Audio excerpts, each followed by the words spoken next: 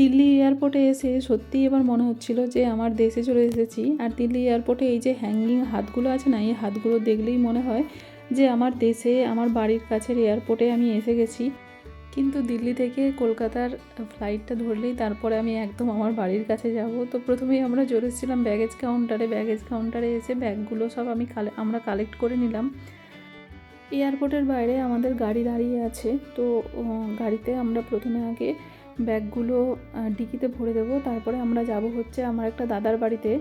তো দাদার বাড়িতে যাওয়ার কারণ হচ্ছে একটা বিশেষ মানুষের সঙ্গে দেখা করতে। তো আপনারা ভিডিওটা দেখতে থাকুন, অবশ্যই বুঝতে পারবেন।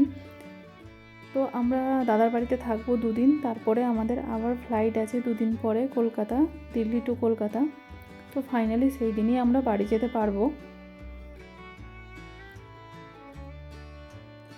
আর আমরা দাদার বাড়িতে পৌঁছেছিলাম হচ্ছে ভোরবেলাতে। আর ভোরবেলাতে এসে আমরা ফ্লাইটে তো খাওয়া দাওয়া করে এসেছিলাম, তবু দাদার বাড়িতে এসে একটু হালকা করে একটু খেয়ে নিয়েছিলাম। খেয়ে এখন আমি দাদার ফ্ল্যাটের ব্যালকনিতে এসেছি। আর ব্যালকনি থেকে বাইরের ভিউটা এত সুন্দর লাগে।